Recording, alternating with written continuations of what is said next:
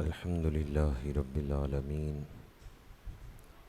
الصلاة والسلام على سيد الأنبياء والمرسلين وعلى آله الطيبين الطاهرين وأصحابه الراشدين المهديين.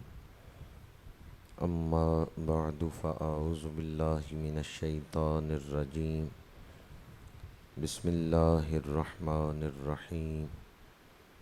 ولا تقولوا لمن يقتل في سبيل الله أموات بل أحياء ولكن لا تشعرون. صدق الله مولانا العظيم. إن الله وملائكته يصلون على النبي يا أيها الذين آمنوا صلوا عليه وسلموا تسليما. الصلاة والسلام عليك يا رسول الله وعلى آلك وأصحابك يا حبيب الله. الصلاة والسلام عليك يا خطيب الأنبياء والمرسلين وعلى آلك وأصحابك يا رحمة للعالمين. قابل صد احترام علماء کرام، مہمانان ذی وقار، سادات کرام، برادران اسلام، حاضرین و سامعین، اللہ کریم کا شکر ہے جس نے ہمیں اس بابرکت محفل میں حاضری کی توفیق عطا فرمائی ہے. جہاں اللہ کا قرآن پڑھا جائے وہاں رحمتوں کا نزول ہوتا ہے. جہاں رحمت للعالمین کا ذکر ہو وہاں رحمتوں کا نزول ہوتا ہے، اور جہاں اللہ کے نیک بندوں کا، صالحین کا ذکر ہو وہاں رحمتوں کا نزول ہوتا ہے. آج یہ تینوں کام اس محفل میں ہو رہے ہیں. قرآن کی تلاوت بھی ہوئی ہے، حضور کی نعتیں بھی پڑھی گئی ہیں، آل اطہار کے مناقب بھی پڑھے جا رہے ہیں، ان کی شانیں بھی بیان ہو رہی ہیں. لہٰذا ہم ایک بابرکت جگہ مسجد کے پاکیزہ ماحول میں بیٹھ کر وہ کام کر رہے ہیں جو رحمتیں حاصل کرنے کا ذریعہ ہے. اللہ جس پہ کرم کرنا چاہتا ہے اسے ایسی پاکیزہ محفلیں عطا کرتا ہے. یہ وہ محفلیں ہیں جو شعور دین بخشتی ہیں. یہ وہ محفلیں ہیں جو دل پر مادیت کا لگا ہوا زنگ اتار دیتی ہیں. یہ وہ محفلیں ہیں جو سرکار مدینہ سے تعلق مضبوط کر دیتی ہیں، دل کا کنیکشن گنبد خضرا سے جوڑ دیتی ہیں. جب نعت شریف پڑھی جا رہی تھی ہم بیٹھے ہوئے تو مدینہ، یہ معین الدین پور کی سرزمین پہ ہیں، پر حاضری ہم مدینہ منورہ میں لگوا رہے ہیں. غم مصطفیٰ جس کے سینے میں ہے کہیں بھی رہے وہ مدینے میں ہے. حضور اپنی محفل میں ہیں جلوہ گر، سمجھ لو یہ محفل مدینے میں ہے. جن احباب نے مسلسل محافل کا انتظام کیے، انتظامات میں کوئی ڈیوٹی دی، اللہ تعالیٰ انہیں اجر عظیم عطا فرمائے. کیا خیال ہے آپ کا جو حضور کی آل سے محبت کرے اور ان کے ذکر کے لیے ایسی پاکیزہ محفلوں کا انتظام کرے، اگر حضور کی بارگاہ سے اذن نہ ملے تو کیا ایسی پاکیزہ محفلیں سجائی جا سکتی ہیں؟ محبوب کی محفل کو محبوب سجاتے، وہ خوش نصیب ہیں جو ایسی پاکیزہ محفلیں سجا رہے ہیں. اللہ تعالیٰ منتظمین معاونین کو اجر عظیم عطا فرمائے. مجھے جو موضوع دیا گیا تھا وہ مخدومہ کائنات، سیدہ کائنات، خیر النساء، سیدۃ النساء، عابدہ، راکعہ، خاشعہ، مفسرہ، محدثہ، حضرت سیدہ خاتون جنت رضی اللہ تعالی عنہا آپ کی بارگاہ میں ارمغان عقیدت پیش کرنا اور آپ کی تربیت کا جو شاہکار ہیں سرکار سید الشہداء شہزادہ گلگوں کبا نور نظر حضرت زہرا چراغ حرمین بدر الکونین حضرت سیدنا امام حسین رضی اللہ تعالی عنہ آپ کی شہادت بیان کرنا، تو میں ان دونوں موضوعات پر گفتگو کروں گا۔ اللہ تعالی حق گوئی کی توفیق عطا فرمائے۔ خطبہ کے دوران میں نے قرآن پاک کی ایک مشہور آیت مبارکہ جو آپ اکثر ان محافل میں سنتے رہتے ہیں، وہ معروف آیت میں نے تلاوت کرنے کا شرف حاصل کیا ہے۔ مسند امام احمد میں حدیث پاک ہے، جس شخص نے ساری زندگی میں ایک آیت بھی شوق سے سنی ہے اس کی قبر میں اندھیرا نہیں ہوگا۔ جب اس شخص کی قبر میں روشنی پھیلے گی تو وہ فرشتوں سے پوچھے گا یہ نور کہاں سے آ رہا ہے؟ فرشتے کہیں گے فلاں محفل میں تو نے قرآن کی ایک آیت سنی تھی، اللہ نے تیری قبر کو روشن کر دیا۔ تو میں جب آیت مبارکہ پڑھ رہا ہوں تو یہ نیت بھی دل میں رکھیں کہ قرآن کے لفظ بارش کے قطروں کی طرح دل کی سرزمین پہ پڑ رہے ہیں، اور قرآن کے لفظ مردہ دلوں کو زندگی بخش دیتے ہیں، قرآن کے لفظ تاریک دلوں کو روشن کر دیتے ہیں، اور قرآن کے لفظ صرف سینوں کو ہی روشن نہیں کرتے، ذہنوں کو ہی روشن نہیں کرتے، قرآن کے لفظ قبروں کو بھی روشن کر دیتے ہیں۔ انسان اپنی جان سے بڑی محبت کرتا ہے، مرنا نہیں چاہتا، جینا چاہتا ہے۔ ہسپتالوں کا وجود اس بات کی دلیل ہے، ہسپتالوں میں جو رش ہے وہ اس بات کی دلیل ہے۔ بندہ بوڑھا ہو بیمار ہو دوائی لیتا ہے کیونکہ جینا چاہتا ہے، زندگی سے محبت ہے۔ انسان جینے سے محبت کرتا ہے، زندگی سے محبت کرتا ہے۔ لیکن یہ کمال ہے میرے آقا کریم کی نگاہ کا، اور یہ کمال ہے میرے آقا کریم کے فیض تربیت کا۔ حضرت خالد بن ولید رضی اللہ تعالیٰ عنہ جب لشکر لے کے ایران کی طرف پیش قدمی کر رہے تھے تو وہاں کے ایک سپہ سالار نے خط لکھا، اس نے کہا تم جس طرف بڑھ رہے ہو یہ زمین تمہارے لیے قبرستان بن جائے گی، یہاں تمہاری لاشیں گریں گی، تم یہاں سے زندہ واپس نہیں جا سکو گے، موت سے ڈرایا۔ تو حضرت خالد بن ولید نے جواب کیا لکھا، مَعِیَ رِجَالٌ يُحِبُّونَ الْمَوْتَ كَمَا تُحِبُّونَ الْحَیَاةَ، فرمایا میرے ساتھ وہ جڑیں ہیں جو موت سے اس طرح محبت کرتے ہیں جس طرح تم زندگی سے محبت کرتے ہو، جو موت سے اس طرح محبت کرتے ہیں جس طرح تم زندگی سے محبت کرتے ہو۔ حضور حیدر کرار شیر خدا اسد اللہ الغالب امام المشارق والمغارب واقف رموز جلی و خفی حضرت مولا علی کرم اللہ وجہ الکریم، آپ کا فرمان ہے کہ لوگ مجھے موت سے ڈراتے ہیں پر میں موت سے اتنا مانوس ہوں جتنا بچہ اپنی ماں کی گود سے مانوس ہوتا ہے۔ بچہ ماں کی گود کی طرف جاتے ہوئے ڈرتا نہیں، شوق سے جاتا ہے۔ تو جو موت کی حقیقت سے واقف تھے انہوں نے اپنی زندگیاں رب کے نام کر دی ہیں۔ یہ کس کی نگاہ کا فیض ہے، یہ کس کی تربیت کا فیض ہے؟ یہ بارگاہ مصطفیٰ کا فیض ہے، یہ بارگاہ نبوت کا فیض ہے۔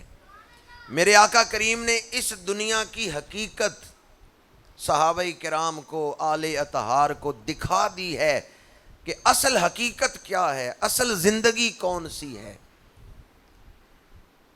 صحابہ کرام نے بدر میں، احد میں جانوں کے نذرانے پیش کیے۔ اب عزیز جدا ہوں تو دل کو تکلیف تو ہوتی ہے۔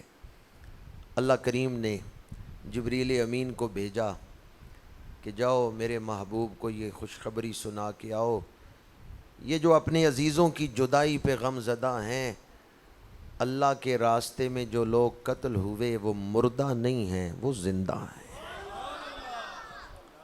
ولا تقولوا لمن يقتل فی سبیل اللہ اموات، فرمایا جو اللہ کے راستے میں قتل کیے گئے خبردار انہیں مردہ نہ کہنا، بل احیاء بلکہ وہ زندہ ہیں، ولکن لا تشعرون لیکن تمہارے پاس وہ شعور نہیں کہ تم ان کو سمجھ سکو۔ سنیارے کے ترازو پہ آڑتی کا سودا تولا جا سکتا ہے؟ چند لوگ ہی بولے ہیں، شاید آپ نے سنیارے کا ترازو نہیں دیکھا ہوا۔ سنیارے کے ترازو پہ تولے ماسے رتیاں ان کا ہی وزن ہوتا ہے۔ سنیارے کے ترازو پہ اس چھوٹی سی ترکھڑی پہ چاولوں کی بوری رکھ کے تولی جا سکتی؟ جس طرح سنیارے کے ترازو پہ آڑتی کا سودا نہیں تولا جا سکتا، 50 من چاول نہیں تولے جا سکتے، اسی طرح انسان کے محدود عقل پر، محدود ذہن پہ شہادت کا مقام نہیں تولا جا سکتا۔ ہمارا ذہن تھوڑا ہے، عقل حواس خمسہ کی بیساکھیوں پہ کھڑی ہے۔ مشکل گفتگو کی طرف نہ چلا جاؤں، صرف اشارہ کر رہا ہوں، جو عقل ہے نا یہ حواس خمسہ کی بیساکھیوں پہ کھڑی ہے، اور نبوت اس جہان کی خبر لے کے آتی ہے جہاں حواس خمسہ پہنچ ہی نہیں سکتے۔ اس لیے آسان سی مثال ہی ذہن میں رکھیں، جس طرح سنیارے کی ترکھڑی پہ آڑتی کا سودا نہیں تولا جا سکتا، عام انسان کے عقل کے ترازو پہ شہید کا مقام نہیں تولا جا سکتا۔ بل احیاء فرمایا وہ زندہ ہیں، ولکن لا تشعرون لیکن تمہارے پاس شعور نہیں، تم وہ شعور نہیں رکھتے کہ ان کی زندگی کو سمجھ سکو۔ اس آیت مبارکہ میں جو علت ہے شہادت کی، جس کی وجہ سے کوئی مقتول شہید بنتا ہے، وہ ہے فی سبیل اللہ، اور اس پر جو نتیجہ ہے وہ ہے بل احیاء۔ ہر مقتول شہید نہیں، بلکہ شہید وہ مقتول ہے جو اللہ کے راستے میں قتل کیا گیا ہے۔ بندہ بینک لوٹنے گیا، قتل ہو گیا، شہید ہے۔ شہید وہ ہے جس میں یہ علت پائی جائے، یقتل فی سبیل اللہ۔ اب سوال یہ ہے سبیل اللہ کیا ہے؟ اللہ کا راستہ کون سا ہے؟ علامہ قرطبی نے الجامع الاحکام القرآن میں ارشاد فرمایا ہے، سبیل سے مراد، سبیل اللہ سے مراد کتاب اللہ و رسول اللہ، اللہ کی کتاب قرآن پاک اور رسول اللہ صلی اللہ علیہ وآلہ وسلم جو قرآن اور حضور کے لیے جان دے رہا ہے وہ اللہ کے راستے میں جان دے رہا ہے۔ قرآن اور حضور، یہاں سے پتہ چلے گا اللہ کا راستہ کون سا ہے۔ قرآن کی آیتیں وحی خدا اور حضور کی ذات رسول خدا۔ اللہ کا راستہ پتہ چلے گا تو قرآن اور رسول سے پتہ چلے گا۔ ان کو چھوڑ کے کوئی اللہ کے راستے کو نہیں پا سکتا۔ یہ اللہ کا راستہ ہے۔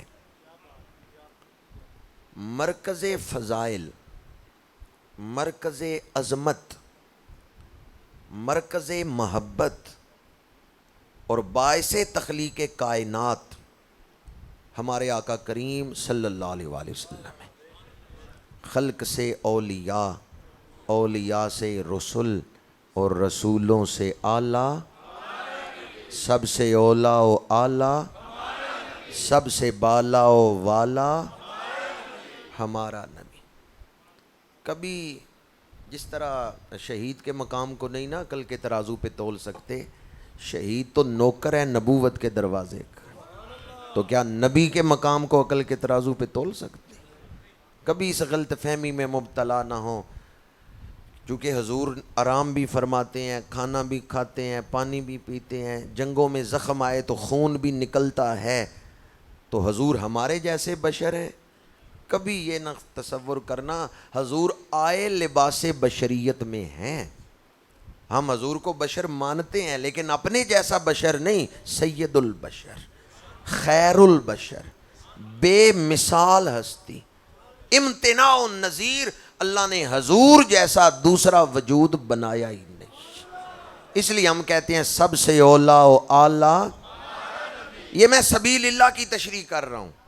کہ سبیل اللہ کیا ہے، وہ اللہ کا راستہ کون سا ہے۔ علامہ اقبال کو اس دور میں، جس دور میں غازی علم الدین شہید ہوئے تھے، ایک شخص نے آ کے کہا کہ اقبال آپ علم الدین کو شہید کہتے ہیں؟ آپ جیسا فلسفی شاعر اور اتنا پڑھا لکھا شخص، آپ بھی علم الدین کو شہید کہتے ہیں؟ علامہ اقبال نے کہا علم الدین نے رسول اللہ کے لیے جان دی ہے، علم الدین نے تو حضور کے لیے جان دی ہے۔ مجھ سے پوچھو نا، محمد اقبال سے پوچھو، میں تو کہتا ہوں کوئی علم الدین کے لیے جان دے دے وہ بھی شہید ہے۔ یہ اقبال نے جواب دیا اس دور میں، جب لاہور کی سڑکوں پہ مرزائیوں نے اشتہار لگائے تھے کہ علم الدین نے قتل کیا، اس کو پھانسی دی جائے۔ پھانسی کا مطالبہ اس دور میں مرزائیوں نے کیا تھا۔ ان کا ماہنامہ الفضل پڑھ کے دیکھیں، اکتوبر 1929، ماہنامہ الفضل، انہوں نے مطالبہ کیا۔ اس وقت علامہ اقبال نے کہا تھا کہ علم الدین نے تو رسول اللہ کے لیے جان دی ہے، علم الدین کے لیے کوئی جان دے دے، میں اقبال تو اسے بھی شہید ہی کہوں گا۔ تو مرکز محبت کون ہے؟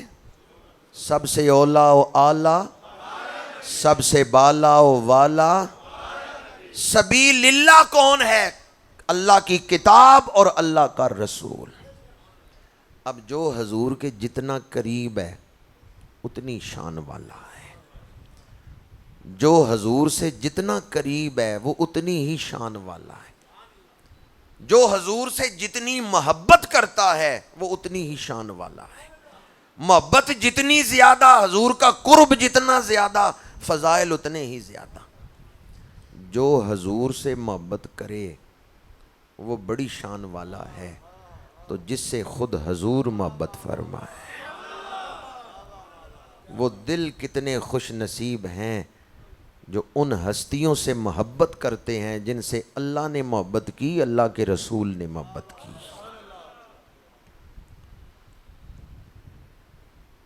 جو بھی حضور سے محبت کرے اور آپ کے آرام کے لیے، کہ حضور کو تکلیف نہ ہو، کوئی تھوڑی سی بھی قربانی دے، وہ اللہ کی بارگاہ میں بڑا محبوب ہے۔ مخدومہ کائنات، سیدہ کائنات، خیر النساء، سیدہ نساء العالمین، بنت مصطفیٰ، زوجہ مرتضیٰ، سردار خواتین جنت، حضرت سیدہ خاتون جنت رضی اللہ تعالی عنہا، آپ حضور کی صاحبزادی ہیں، بیٹی ہیں، لیکن سیرت پڑھ کے دیکھیں جتنا پیار حضرت سیدہ خاتون جنت نے حضور سے کیا ہے، قیامت تک آنے والی بیٹیوں کے لیے مثال قائم کر دی۔ ادب، محبت، حضور نے جو محبت فرمائی ہے، جو فضائل بیان کیے ہیں وہ اکثر آپ سنتے ہیں، لیکن بی بی پاک کی جو محبت ہے اس کو بیان کرنے سے پہلے میں آپ کے سامنے فضیلت کی ایک بات عرض کر رہا ہوں۔ عیسائیوں کا جلسہ تھا اور عیسائی حضرت بی بی مریم کی شان بیان کر رہے تھے، حضرت بی بی مریم کے فضائل، ان کے شانیں، ان کے کمالات بیان کر رہے تھے۔ تو ایک پادری کھڑا ہوا، اس نے کہا کہ حضرت مریم کے فضائل میں صرف یہ ایک بات ہی کافی ہے ان کے تعارف کے لیے کہ بی بی مریم کون ہے، یہ ایک بات ہی کافی ہے کہ وہ حضرت عیسیٰ کی ماں ہے۔ جتنے پادریوں نے تقاریر کی تھی حضرت بی بی مریم کی شان میں، اس پادری نے کہا ایک ہی بات کافی ہے حضرت بی بی مریم کے تعارف کے لیے کہ وہ حضرت عیسیٰ کی والدہ ہے۔ پتہ چلتا ہے یہ جو نسبت ہے نا، ماں ہونا، بہن ہونا، بیٹی ہونا یا بیوی ہونا، یہ تعارف بن جاتی ہے، اور بسا اوقات اتنا بڑا تعارف بن جاتی ہے کہ اس کے ہوتے ہوئے کسی دوسرے تعارف کی ضرورت ہی نہیں رہتی۔ علامہ اقبال نے جب اس پادری کی بات سنی تو اقبال نے کہا مریم از یک نسبت عیسیٰ عزیز، از سہ نسبت حضرت زہرا عزیز، نور چشم رحمت للعالمین آ امام اولین و آخرین، بانوے آ تاجدار حل عطا مرتضی مشکل کشا شیر خدا، مادر آ مرکز پرکار عشق۔ علامہ اقبال کہتے ہیں خاتون جنت کی تو تینوں نسبتیں بڑی اعلیٰ ہیں، دنیا میں آئی ہیں تو امام الانبیاء کے گھر میں پیدا ہوئی ہیں، شادی ہوئی، بیٹی کی شادی ہو جاتی ہے دوسرے گھر، بی بی پاک آئی ہیں تو امام الانبیاء کے گھر، نکاح ہوا ہے گئی ہیں تو امام الاولیاء کے گھر۔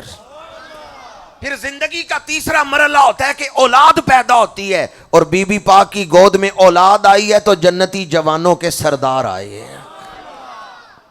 زندگی کے سارے مرحلے ہی افضل و اعلیٰ ہیں، بچپن بھی اعلیٰ ہے، جوانی بھی اعلیٰ ہے، نکاح کا وقت بھی اعلیٰ ہے، اور زچگی بچوں کی اولاد یہ مرحلہ بھی اعلیٰ ہے۔ پیدا ہوئی تو امام الانبیاء کے گھر، نکاح ہوا تو سید الاولیاء کے ساتھ، امام الاولیاء کے ساتھ، اور جب بچے پیدا ہوئے تھے گود میں کون آئے ہیں؟ جو جنتی جوانوں کے سردار ہیں۔ زندگی کا ہر مرحلہ ہی افضل ہے، اعلیٰ ہے، قابل رشک ہے، بے مثال ہے۔ اس لیے اقبال کہتے ہیں حضرت بی بی مریم ایک نسبت سے بڑی شان والی ہیں کہ وہ حضرت عیسیٰ کی والدہ ہیں، پر خاتون جنت اس ہستی کی بیٹی ہیں جن کے پیچھے عیسیٰ بھی مقتدی بن کے کھڑے ہیں۔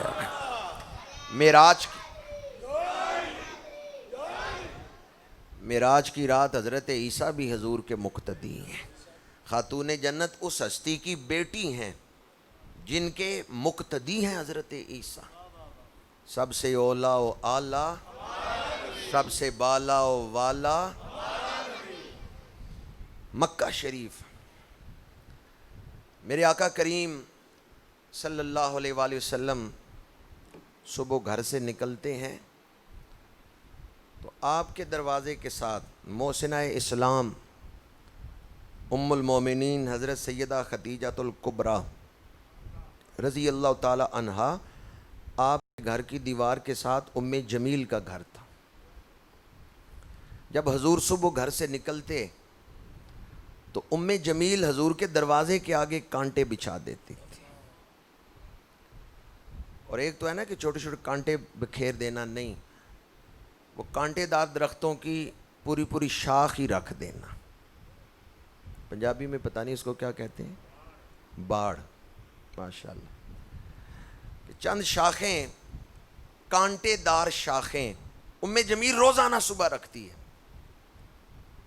آج ہم جس ہستی کا ذکر کر رہے ہیں، حضور کی محبت بی بی پاک کے ساتھ تو آپ اکثر سنتے ہیں، آج ذرا سنیں بی بی پاک کیسی محبت کرتی ہیں امام الانبیاء کے ساتھ۔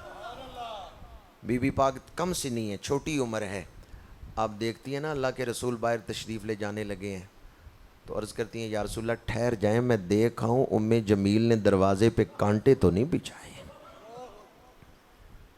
حضور کے راستے سے کانٹے ہٹانے کی فکر، میرے آقا اس راستے پہ نہ آئیں جس پہ کانٹے ہیں۔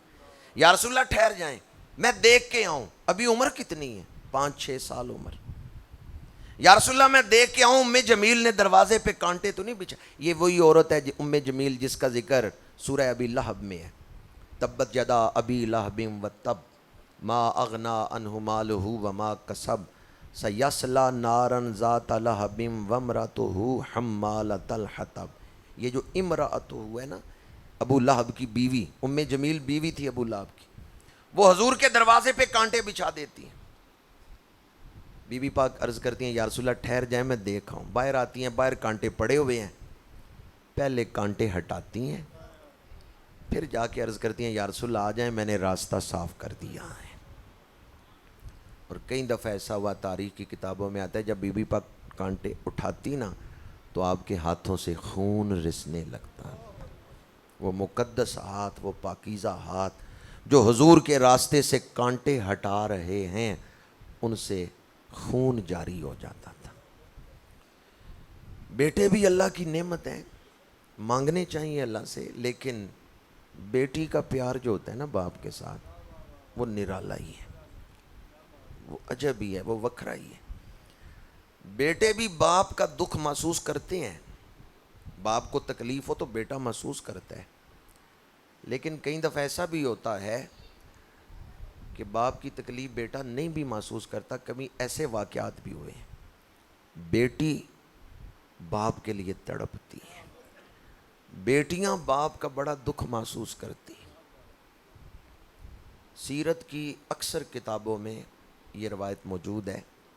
میرے آقا کریم حرم پاک میں نماز ادا فرما رہے، عقبہ بن ابی معیط نے حضور کی گردن مبارک پہ، جب آپ سجدے میں تشریف لے گئے، اس نے حضور کی گردن مبارک پہ اونٹ کی اوجری رکھ دی۔ کسی نے دوڑ کے جا کے بی بی پاک کو بتایا، اس وقت بھی آپ کی عمر کم سی نہیں ہے، چھوٹی عمر ہے، مکی دور ہے، ابھی حضور نے ہجرت نہیں فرمائی، بی بی پاک گھر میں ہیں۔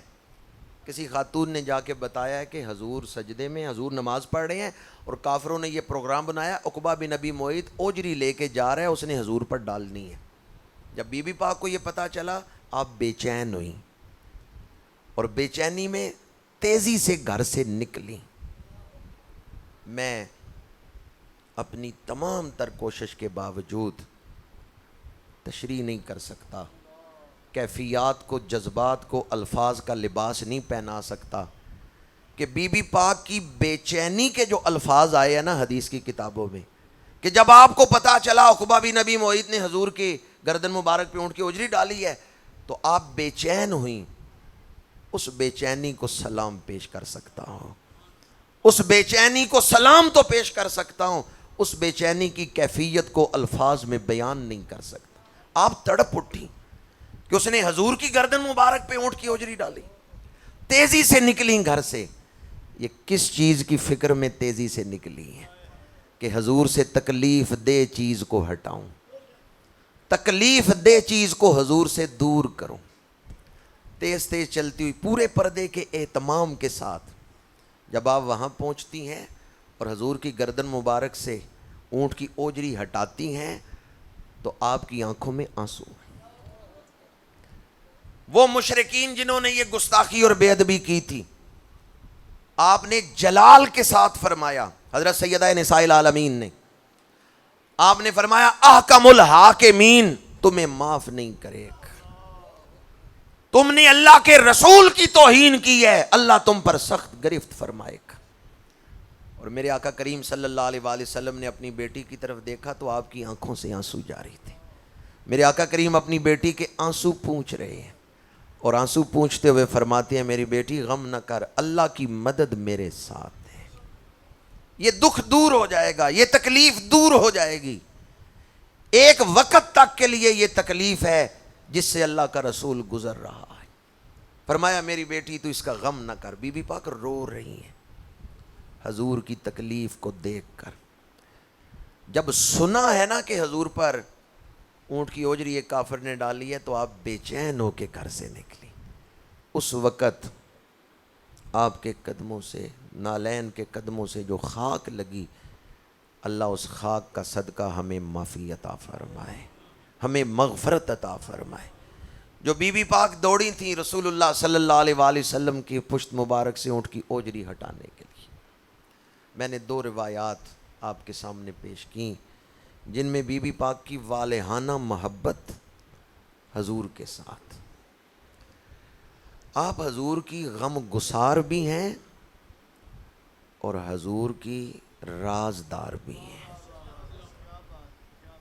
اب پنجابی میں کا ایک شعر مجھے یاد آیا، اگرچہ شعر بہت نچلی سطح کا ہے لیکن مضمون بیان کرنے کے لیے بنیاد کا کام کر سکتا ہے کہ ول تمبے دی کوڑی ہوندی سنے پتراں سنے بیاں، جیخو جئی ماں محمد اوخو جیاں تیاں۔ پتہ چلتا ہے کہ ماں کے کردار کا بڑا اثر ہوتا ہے بیٹیوں پر۔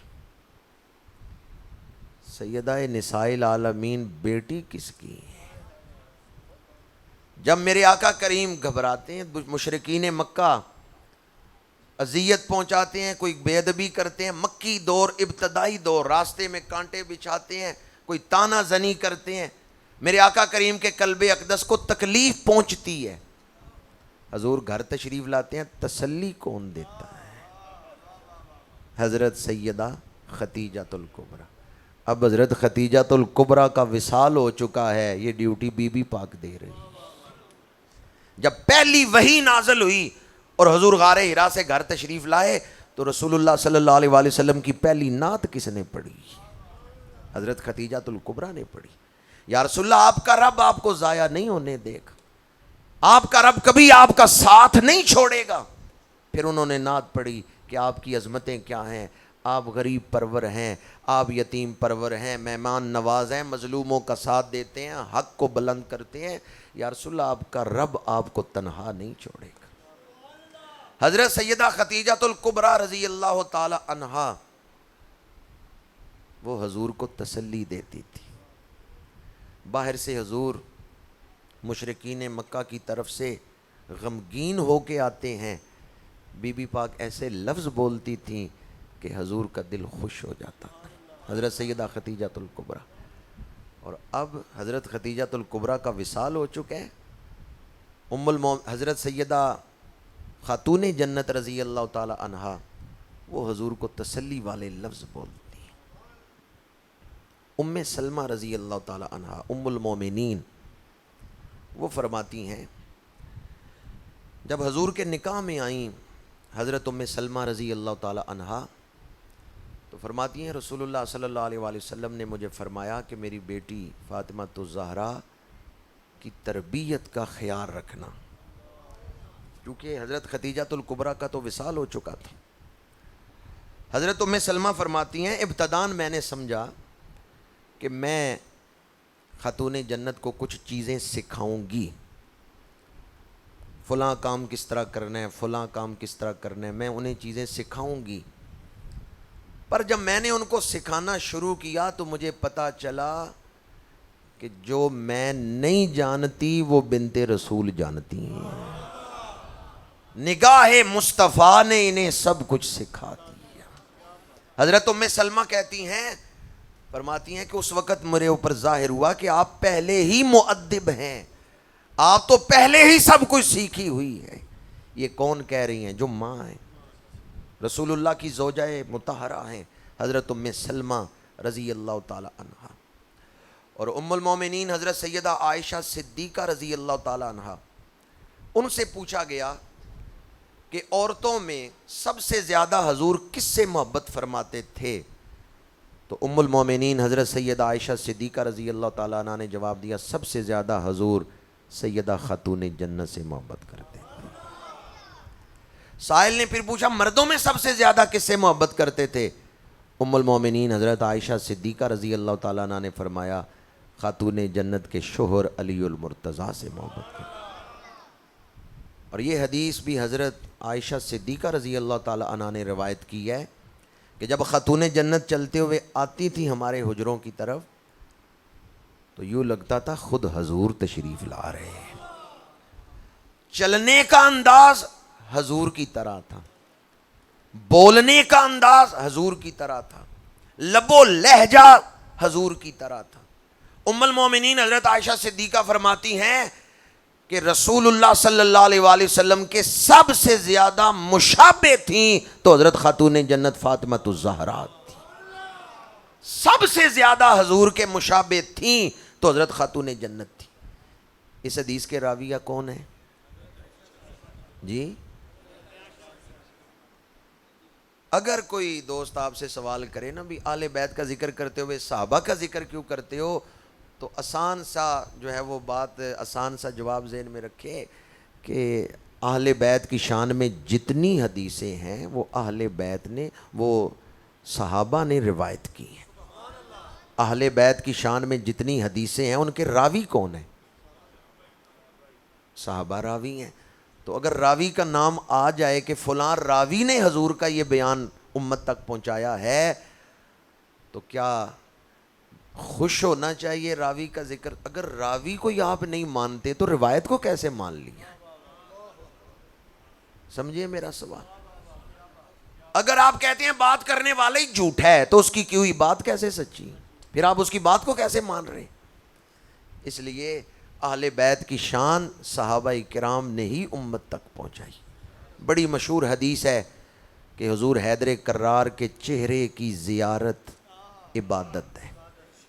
یا اللہ جو اس کی تائید کرے سبحان اللہ کہ اسے حضور حیدر کرار کا دیدار عطا فرما۔ حضور حیدر کرار کے چہرے کی زیارت عبادت ہے۔ یہ حدیث روایت کس نے کی ہے؟ حضرت صدیق اکبر رضی اللہ تعالی عنہ، انہوں نے یہ حدیث پاک روایت فرمائی۔ حضرت سیدہ خاتون جنت رضی اللہ تعالی عنہا کی بارگاہ میں ارمغان عقیدت پیش کر رہا تھا، اور اس لیے نہیں کہ آج مجھے یہ موضوع دیا گیا ہے، اور اس لیے بھی نہیں کہ آپ سے کوئی واہ واہ کروانا مقصود ہے، بلکہ یہ موضوع اس لیے بیان کر رہا ہوں، باوضو مسجد میں بیٹھا ہوا ہوں اور اللہ کی قسم اٹھا کے کہہ رہا ہوں کہ میں سیدہ خاتون جنت کے ذکر کو اپنے لیے بخشش کا وظیفہ سمجھتا ہوں۔ اور یہ وہ موضوع ہے کہ جس کو بیان کرتے ہوئے سب سے زیادہ میرا دل لرزتا ہے، کیونکہ ان کا جو تعلق ہے نا حضور کے ساتھ، وہ اتنا نازک ہے، اتنا قربت والا ہے کہ کہیں کوئی ایسا لفظ زبان سے نکل گیا جو ان کی شان کے لائق نہیں ہے، اگر ان کے دل پہ ذرا سا بھی ملال آیا تو ساری عبادتیں رد ہو جائیں گی۔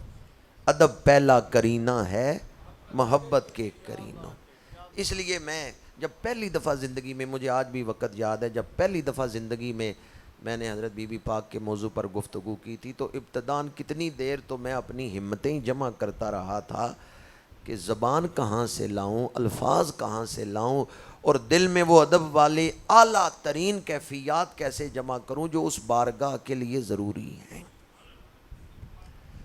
جہاں یہ ذکر کرنا گناہوں کی بخشش کا وظیفہ ہے، وہیں یہ ذکر سننا بھی دلوں کی پاکیزگی کا وظیفہ ہے، اور قیامت کے دن گناہوں کی بخشش کا وظیفہ ہے۔ ہم اس لیے محفلیں کرتے ہیں، ہم اس لیے یہ محافل کرتے ہیں کہ یہ محفلیں جس طرح میں نے شروع میں کہا دین سیکھنے کا ذریعہ ہیں، اسی طرح قیامت کے دن حضور کی شفاعت حاصل کرنے کا ذریعہ۔ حضرت سیدہ خاتون جنت رضی اللہ تعالی عنہا، آپ بیٹی ہیں حضرت سیدہ خدیجہ الکبریٰ کی۔ جو کام حضرت سیدہ خدیجہ الکبریٰ نے کیے اسلام کی ترویج و اشاعت اور فروغ کے لیے، قیامت تک آنے والی امت کی گردنوں پہ احسان ہے حضرت خدیجہ الکبریٰ کا، اور ہم اس احسان کو اتار نہیں سکتے جو ام المومنین حضرت خدیجہ الکبریٰ کا احسان ہے۔ آپ نے اپنا مال خرچ کیا ہے اسلام کی ترویج و اشاعت کے لیے، آپ نے رسول اللہ کا ساتھ دیا ہے اسلام کی ترویج و اشاعت کے لیے۔ ماں نے تو مال خرچ کیا تھا، حضرت خدیجہ الکبریٰ نے تو اسلام کے فروغ کے لیے مال خرچ کیا تھا، پر آپ کی بیٹی خاتون جنت نے اپنے بیٹے اسلام کے لیے خرچ کر دیا۔ نعرہ تکبیر، نعرہ رسالت، نعرہ حیدری، نعرہ تحقیق، اکدی ٹھنڈک دل دا چین، اکدی ٹھنڈک دل دا چین، اکدی ٹھنڈک دل دا چین، نعرہ غوثیہ۔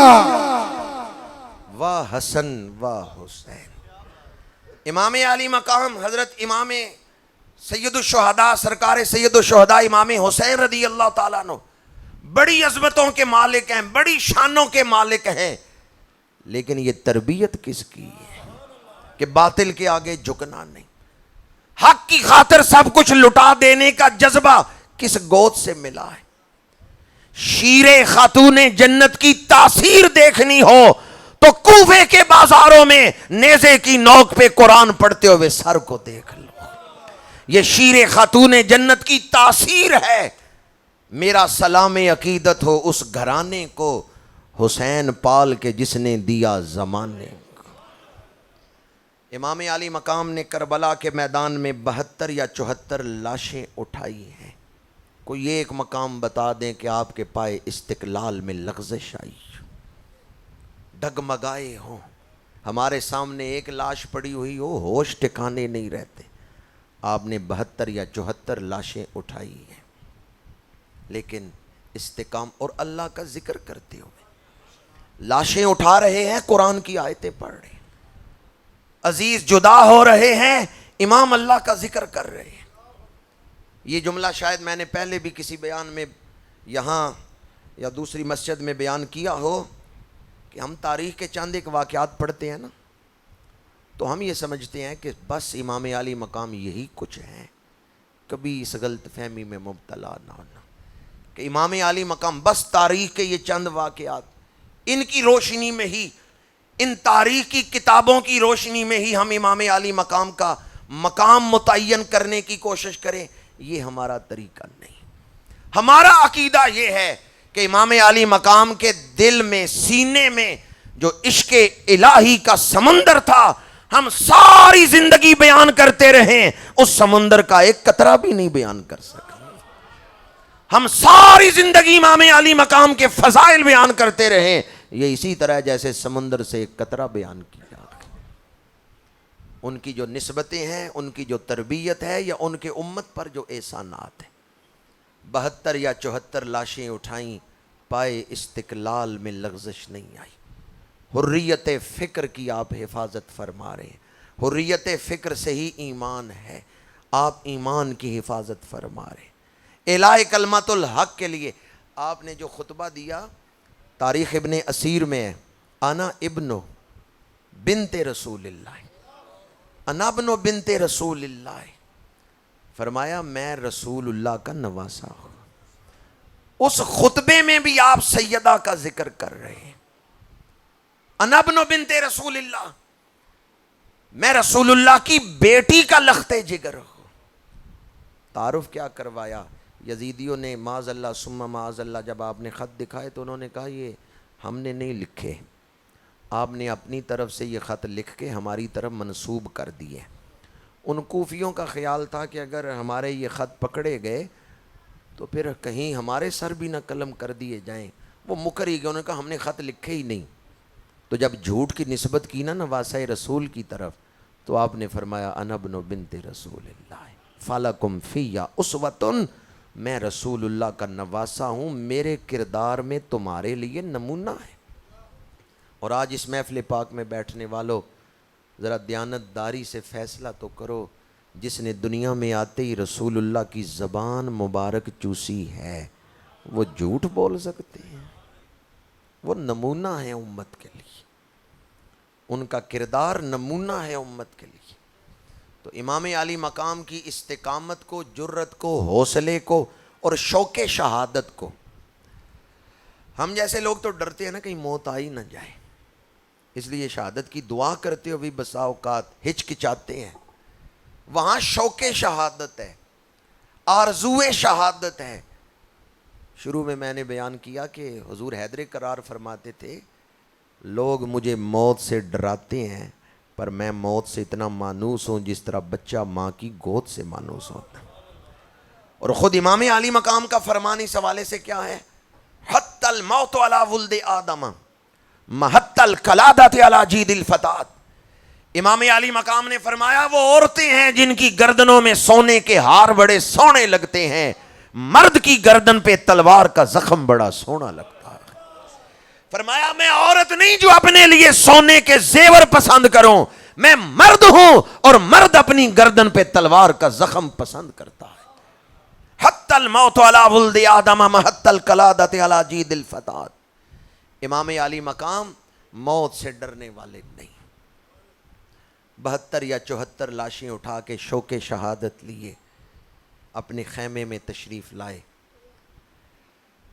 عزیز و اقارب جو جدا ہوئے ہیں نا، ان میں سے کسی ایک کی جدائی کا غم دل کو پہنچے تو انسان ہوش ہی گنوا بیٹھتا ہے، حواس ہی کام نہیں کرتے۔ 5 بھائی شہید ہوئے ہیں، 4 بھتیجے شہید ہوئے ہیں، 2 بھانجے شہید ہوئے ہیں، آل عقیل، آل جعفر، چچا زاد بھائی شہید ہوئے ہیں، اوان و انصار شہید ہوئے ہیں۔ یہ جو کربلا میں شہید پڑے ہوئے ہیں، یہ امام کے جگر کے ٹکڑے پڑے ہوئے ہیں۔ ایک لاش بھی کسی عزیز پیارے کی سامنے ہو تو کلیجہ منہ کو آتا ہے، لیکن امام 72 یا 74 لاشیں اٹھانے کے بعد بھی اپنے فرض سے واقف ہیں۔ خیمے میں تشریف لے گئے، خود تیاری کرنے لگے۔ اب کوئی جوان مرد نہیں رہ گیا تھا جو یزیدیوں کے سامنے آئے اور ان کے سامنے کھڑا ہو، حق بات کا اعلان کرے۔ امام خیمے میں تشریف لے گئے خود تیاری کرنے کے لیے۔ اس وقت حضرت سید سجاد علی اوسط زین العابدین لاٹھی ٹیکتے ہوئے امام کے خیمے میں داخل ہوئے۔ یہ چل نہیں تھے سکتے، بخار سے جسم کانپ پر آئے، تلوار نہیں اٹھا سکتے۔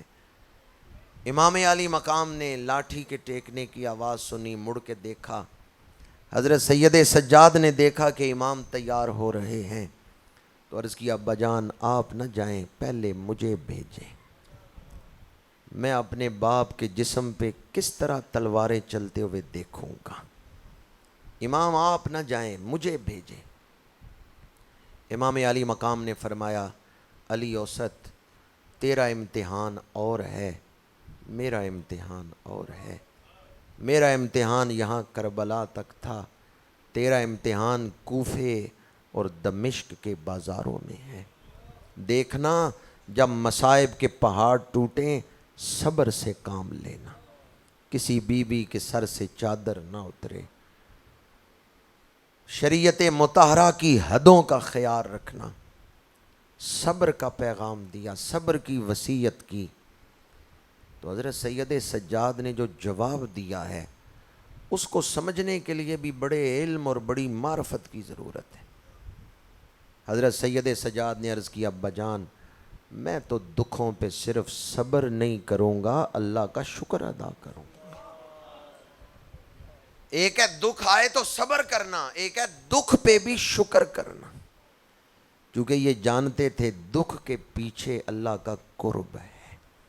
ان اللہ مع الصابرین، دکھ آیا بندے نے صبر کیا، اولئک علیہم صلوات من ربہم ورحمہ واولئک هم المہتدون۔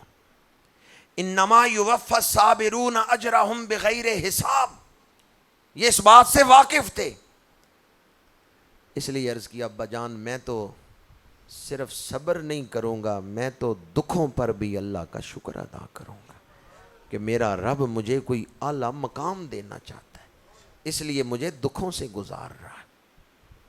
کبھی دکھ آئے تو کربلا کا یہ سبق یاد رکھیں، کربلا کو ایک واقعہ سمجھ کے سن کے اور پھر یہاں ہی چھوڑ کے نہ جائیں، اپنے ساتھ اپنے دل میں کربلا کا پیغام لے کے جائیں، اپنی زندگیوں کو سنوار لیں شہدائے کربلا کے پیغام سے۔ حضرت امام زین العابدین نے عرض کیا ابا جان میں تو دکھوں پر بھی رب کا شکر ادا کروں گا۔ ہمارے لیے صبر کرنا مشکل ہے، چہ جائے کہ شکر کرنا۔ شکر کی کیفیت کے لیے ایک حدیث آپ کو سنا رہا ہوں، قوت القلوب کے اندر یہ حدیث پاک ہے۔ قیامت کے دن کچھ لوگ بغیر حساب کتاب کے، بغیر پل صراط سے گزرے جنت کے دروازے پہ کھڑے ہوں گے۔ اللہ جس کے لیے چاہے عرصہ حشر کو طویل کر دے، جس کے لیے چاہے سمیٹ دے۔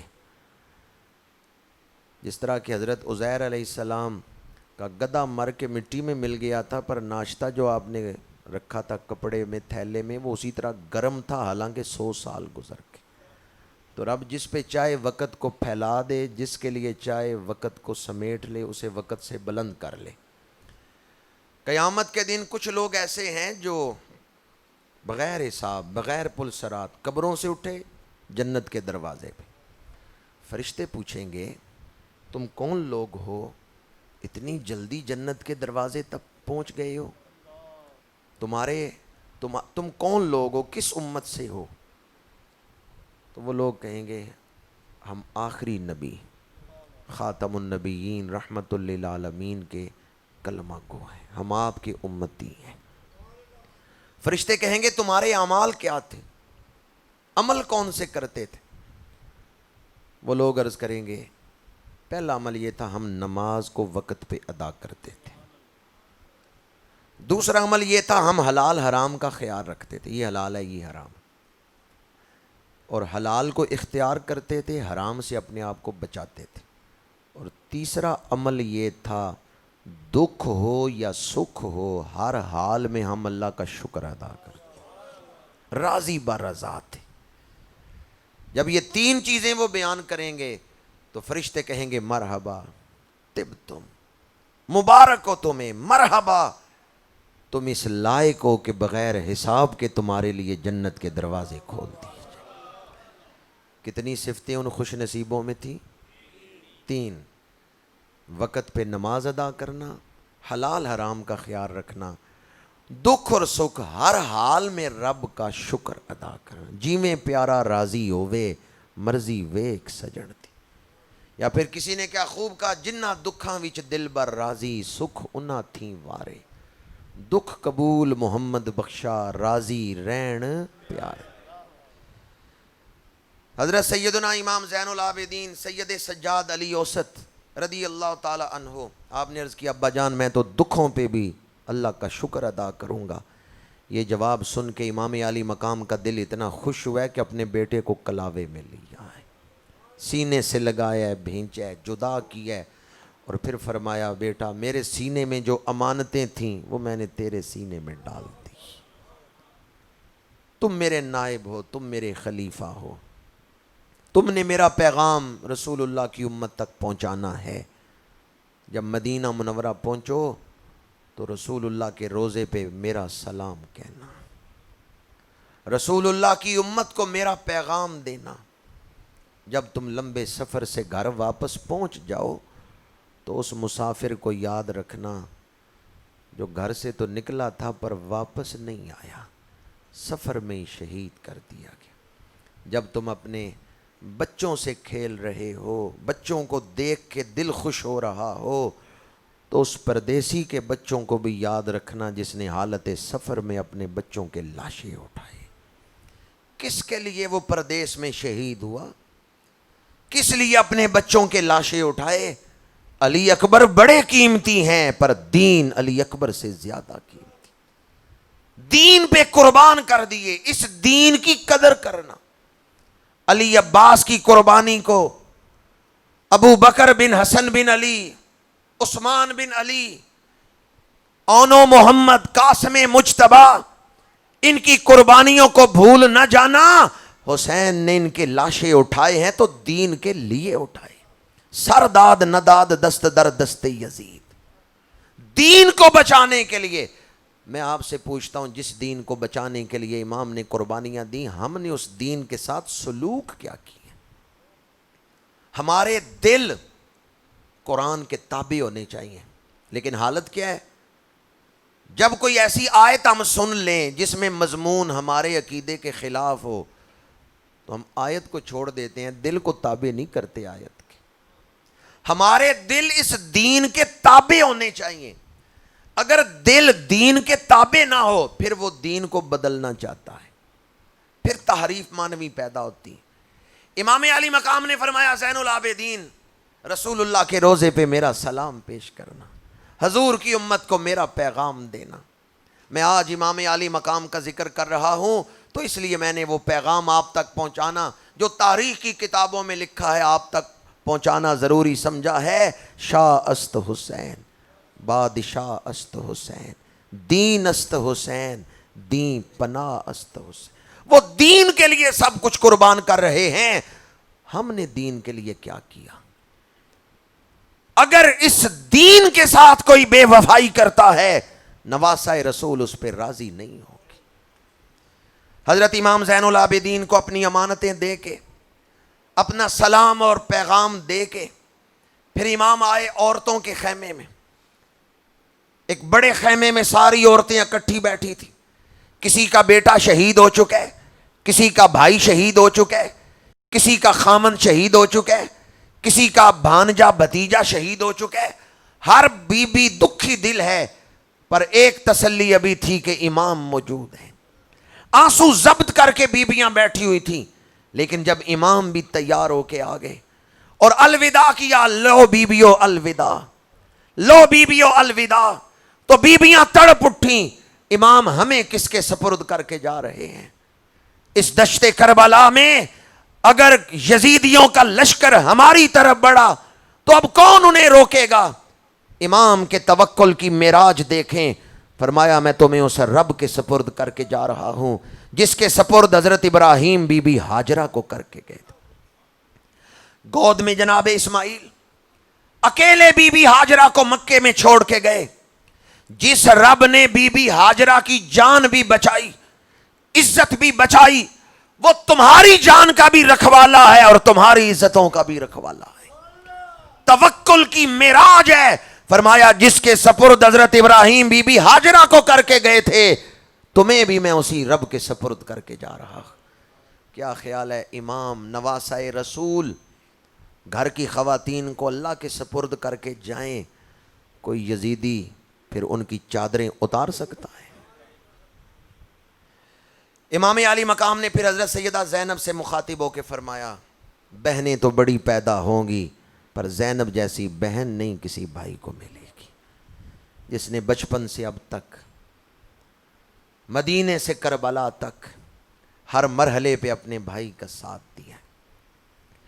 تاریخ کی ایک کتاب میں میں نے یہ روایت پڑھی تو تڑپ اٹھا کہ حضرت سیدہ زینب رضی اللہ تعالیٰ عنہ کی عمر 4-4.5 سال ہے, اور ایک روایت کے مطابق آپ کی ولادت 5 ہجری کو ہے, ایک روایت کے مطابق 6 ہجری کو.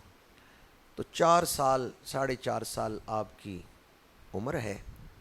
حضرت سیدہ خاتون جنت حضور کے کاشانہ اقدس میں حجرہ پاک میں تشریف لائیں اور عرض کرتی ہیں یا رسول اللہ صلی اللہ علیہ وسلم میں نے ایک چیز دیکھی ہے وہ آپ کی خدمت میں عرض کرنا چاہتی ہوں.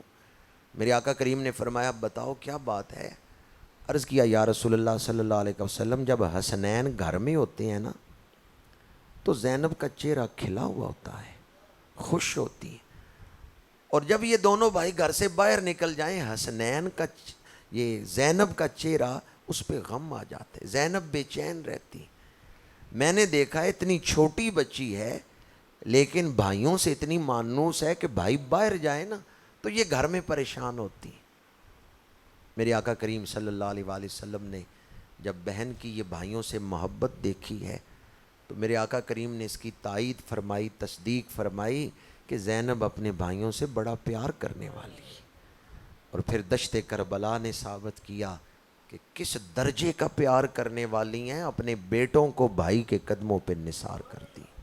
55 سال عمر تھی آپ کی جب کربلا میں واقعہ پیش آئے. تو امام علی مقام نے فرمایا کہ بہن میرے قافلے میں تم سن رسیدہ ہو, بڑی عمر والی ہو, اب میں یہ قافلہ تمہارے سپرد کرتا ہوں. آخری وصیت جو امام نے کی فرمایا کوئی بی بی سر سے چادر نہ اتارے, بال نہ کھولے, چہرہ نہ پیٹے, صبر سے کام لینا. قرآن نے صبر کا حکم دیا ہے, یا ایھا الذین آمنوا استعینوا بالصبر والصلاۃ ان اللہ مع الصابرین. آل رسول نے قرآن پہ عمل کیا ہے یا نہیں کیا؟ ہمارا عقیدہ کیا ہے.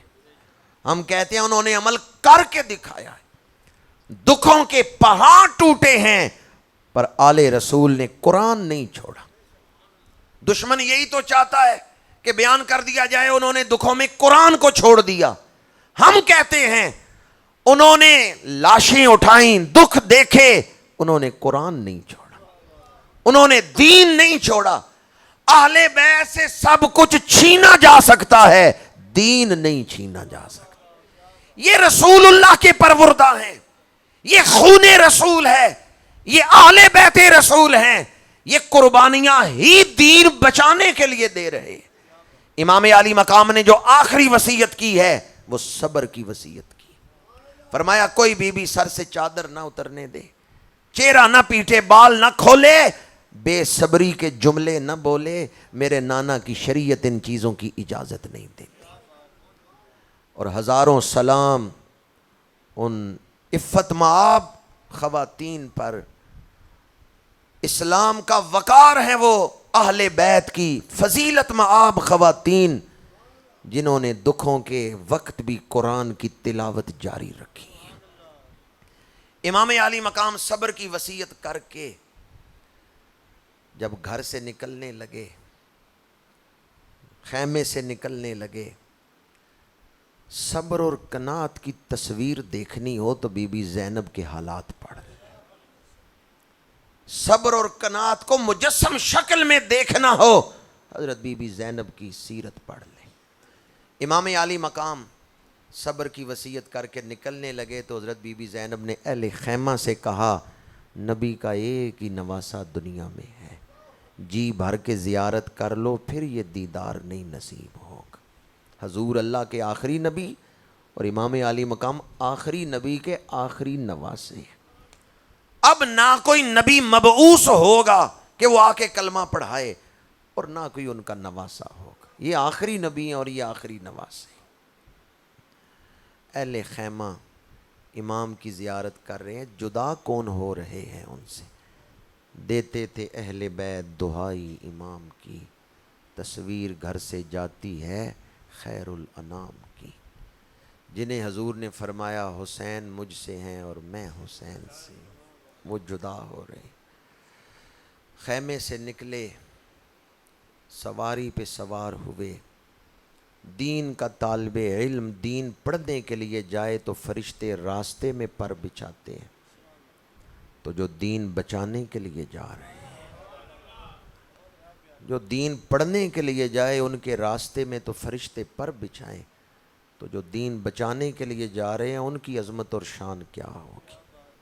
یزیدیوں کے سامنے آ کے آخری خطبہ آپ نے دیا ہے، اتنا حوصلہ کیسے ہے، یا کتنا حوصلہ ہے کہ ایک طرف لاشیں پڑی ہوئی ہیں، ایک طرف خیمے میں پردے دار بیویوں کو چھوڑ کے آئے ہیں، اور پھر یزیدیوں کے سامنے خطبہ دے رہے ہیں۔ دکھ ہار گئے، امام نہیں ہارے۔ فرمایا اب بھی وقت ہے، میرے خون سے ہاتھ نہ رنگو۔ تاریخ طبری میں یہ الفاظ ہیں۔ امام نے فرمایا میرے قتل کے بعد قیامت تک کوئی ایسا قتل نہیں ہوگا جو میرے قتل سے بڑا ہو۔ یہ عام قتل نہیں، یہ بہت بڑا قتل ہے۔ صحیح فرمایا یا نہیں؟ امام کی شہادت کے بعد آج تک کوئی قتل ہوا ہے جس کو آپ کہیں بھئی یہ امام کی شہادت سے بڑا قتل ہے؟ امام نے فرمایا میرے قتل کے بعد قیامت تک کوئی ایسا قتل نہیں ہوگا جو میرے قتل سے بڑا ہو۔ تم وہ بدبخت نہ بنو جنہوں نے اتنا بڑا قتل کیا۔ لیکن جب پیٹ میں رزق حرام ہو دل سخت ہو جاتا ہے۔ دل سخت ہو تو نواسہ رسول کا واز بھی اثر نہیں کرتا۔ قرآن کہتے ہیں فَإِنَّهَا لَا تَعْمَى الْأَبْصَارُ وَلَكِنْ تَعْمَى الْقُلُوبُ الَّتِي فِي الصُّدُورِ۔ لوگوں کی آنکھیں اندھی نہیں ہوتی، دل اندھے ہوتے ہیں۔ آنکھیں دیکھ رہی ہیں پر دل اندھے ہیں۔ امام عالی مقام کا وہ خطبہ جو آپ نے شہادت سے پہلے دی ہے، اس میں بھی امام عالی مقام نے فرمایا ہے کہ میرے خون سے ہاتھ نہ رنگو، تم وہ بدبخت نہ بنو جنہوں نے اتنا بڑا قتل کیا، نواسہ رسول پہ تلوار چلائی۔ شمر نے وہی پرانا مطالبہ دہرایا، یا بیعت کر لو یا لڑنے کے لیے تیار ہو جاؤ۔ امام نے فرمایا کون میرے اوپر وار کرے گا؟ مبارزت طلبی کے لیے محکم بن طفیل آتا ہے، پھر بدر بن سہیل آیا۔ بدر بن سہیل نے جو رجز پڑھا ہے نا، بدر بن سہیل نے کہا میں 1000 آدمی کے لیے اکیلا کافی ہوں، تنہا لڑ سکتا ہوں 1000 آدمی سے۔ حسین میرے سامنے نہ ٹھہرو، میری تلوار سے تلوار نہ ٹکرانا۔ امام علی مقام نے فرمایا تیرا نام کیا ہے؟ اس نے کہا میرا نام بدر بن سہیل ہے۔ امام علی مقام نے فرمایا میرا نام حسین ابن علی ہے۔ لڑائی شروع ہوئی، پہلا وار بدر بن سہیل نے کیا۔ تاریخ کی کتابوں میں ہے امام نے ڈھال پہ روکا، ایک ہی وار کیا ہے اور بدر کو واصل جہنم کر دیا ہے۔ لیکن جب آپ تلوار فضا میں بلند کر رہے تھے تو فرما رہے تھے بدر ہوشیار ہو جا، میں فاتح خیبر کا بیٹا ہوں۔ بدر ہوشیار ہو جا، میں حیدر کرار کا بیٹا ہوں۔ ایک ہی وار کر کے بدر بن سہیل کو واصل جہنم کر دیا۔ مبارزت طلبی میں جس طرح کہ عرب کا رواج تھا، ایک ایک کر کے چند ایک افراد آئے ہیں، کوئی امام کے سامنے نہیں ٹھہر سکا، پھر پورا لشکری حملہ آور ہوتا ہے، جسم زخموں سے بھر گیا ہے۔ تاریخ شام میں ہے آخری جو زخم آیا ہے وہ آپ کے ماتھے پہ تیر کھبا ہے، آخری تیر جو لگا ہے ماتھے کی ہڈی میں پیوست ہوا ہے۔ امام علی مقام نے تیر کھینچ کے نکالا تو چہرہ خون سے سج گیا، شہادت کا صحرا سج گیا۔ اللہم اشہد ہؤلاء القوم، اس وقت آپ نے یہ الفاظ پڑھے، پروردگار میں اس قوم کے ظلموں پہ تجھے اپنا گواہ بناتا ہوں۔ اب ہمت نہیں کہ تلوار اٹھا سکے، اس قدر زخم آ چکے ہیں، جسم سے خون نچڑ رہا ہے، تیزی سے خون بہہ رہا ہے۔ آپ سواری سے زمین پہ تشریف لا رہے ہیں، دور خیمے کی اوٹ میں کھڑی ایک بہن دیکھ رہی ہے کہ میرا بھائی سواری سے زمین پہ گر رہا ہے۔ دور خیمے کی اوٹ میں کھڑی ایک بیٹی دیکھ رہی ہے کہ زخموں سے چور چور میرا باپ اب سواری سے زمین پہ آ رہا ہے۔ اس وقت امام کی زبان پاک پہ الفاظ کیا تھے، دعا کیا تھی؟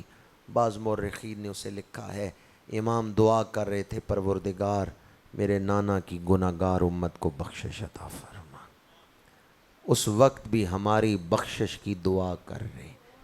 شہید بوقت شہادت جو دعا کرتا ہے، آپ تو ویسے بھی مستجاب الدعوات ہیں، آپ تو پہلے ہی مستجاب الدعوات ہیں، لیکن یہ جو شہادت کا وقت ہے یہ خاص مقبولیت کا وقت ہوتا ہے۔ اس وقت امام نے ہمارے گناہوں کی معافی رب سے طلب کی۔ یہ ان دعاؤں کا سائبان ہے ہمارے سروں پہ کہ اس قدر فتنوں کے باوجود بھی ہم اپنے سینوں میں ایمان کا چراغ جلائے ہوئے۔ یہ ان دعاؤں کا سائبان ہے کہ فتنوں کے دور میں بھی ہم ایمان کا چراغ اپنے سینوں میں جلا کے چل رہے ہیں۔ کیا میں ان کی بارگاہ میں ارمغان نیاز نہ پیش کروں جو میرے گناہوں کے لیے رب سے معافی مانگتے؟ امام زمین پہ تشریف لائے، جسم سے خون نچڑ رہا ہے۔ ظہر کی نماز خیموں میں پڑھ کے آئے تھے، پر پسند کیا کہ سر سجدے میں کٹے، کیونکہ جس حال میں بندہ دنیا سے جائے گا قیامت کے دن اسی حال میں اٹھے گا۔ آپ نے سر سجدے میں رکھا ہے، شمر پشت پہ بیٹھا ہے، گردن مبارک پہ خنجر چلا رہا ہے۔ حضرت سید سجاد زین العابدین خیمے سے تیزی سے چلتے ہیں، لیکن لاٹھی پاس ہے، لاٹھی ٹیک کے ہی چل رہے ہیں۔ اور اس وقت جب سید سجاد خیمے سے نکلتے ہیں تو امام علی مقام کا ذکر کرتے ہوئے نکلتے ہیں، لیکن جب اس جگہ پہنچے جہاں یہ لڑائی ہو رہی تھی تو کیا دیکھا کہ ابا جان کا سر سجدے میں ہے اور شمر گردن مبارک پہ خنجر چلا رہا ہے۔ ہماری تاریخ میں ایک سجدہ ایسا بھی ہے کہ اوپر خنجر چل رہا ہے، نیچے زبان اللہ کی تسبیح پڑھ رہی ہے۔ داغ سجود تیری جبیں پر بنا تو کیا، کوئی تو ایسا سجدہ کر کے زمین پر نشان بنے۔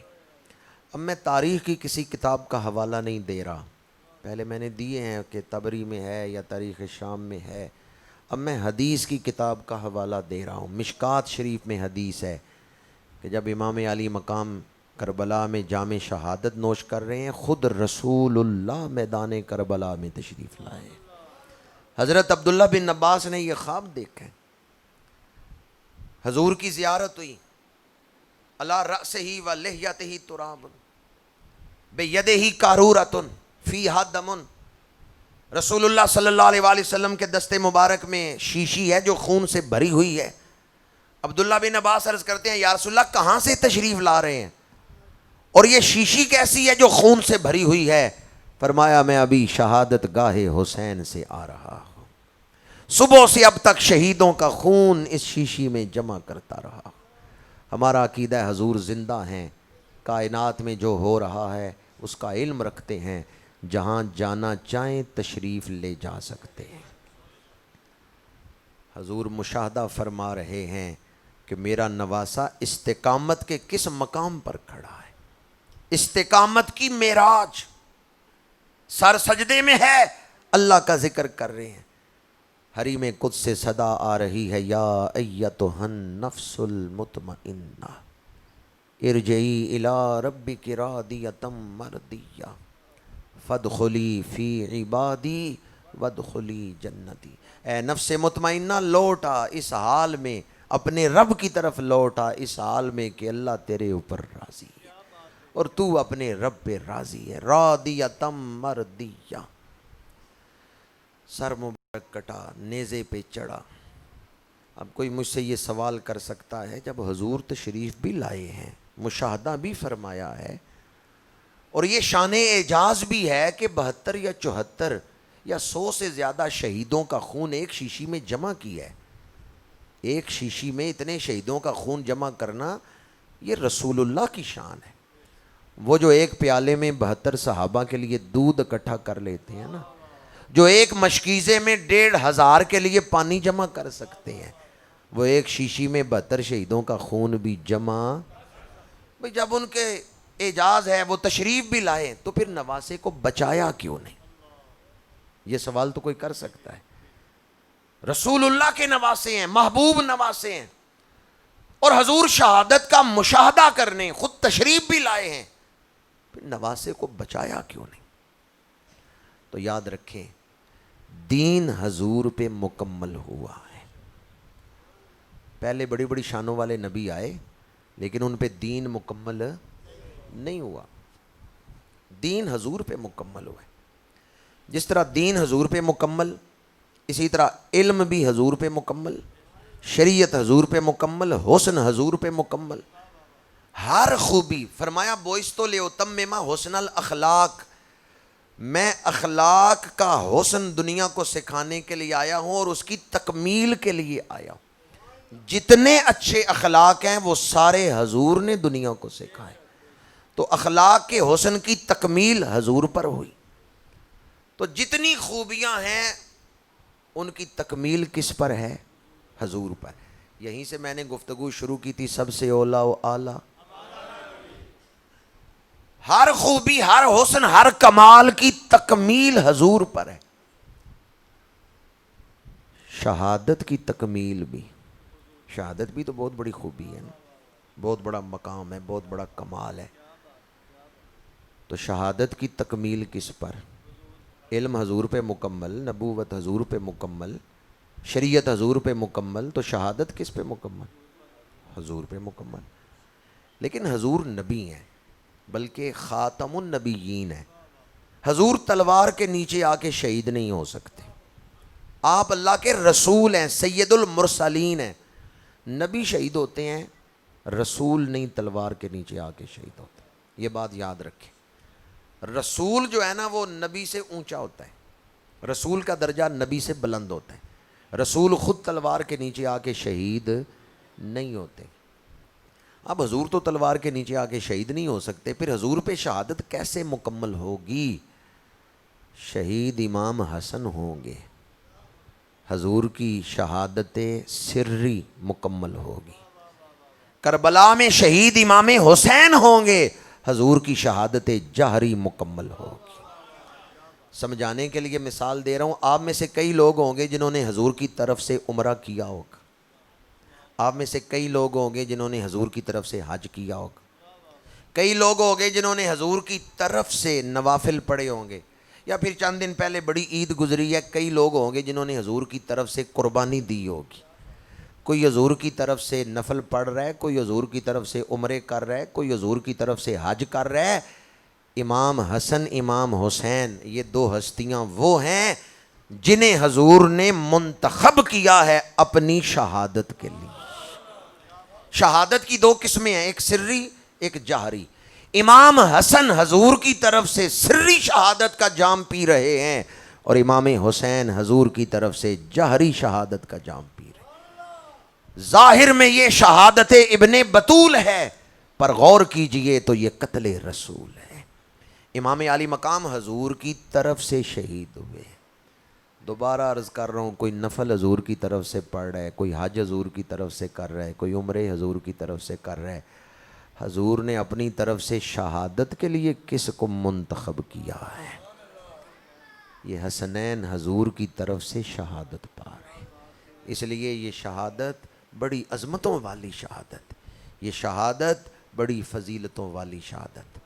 میں اپنی گفتگو کو ان الفاظ پہ ہی سمیٹتا ہوں کہ امام کا سر کٹا تو کس حال میں کٹا؟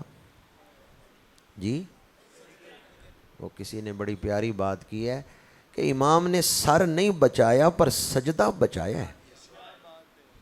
سر نہیں بچایا پر کیا بچایا ہے؟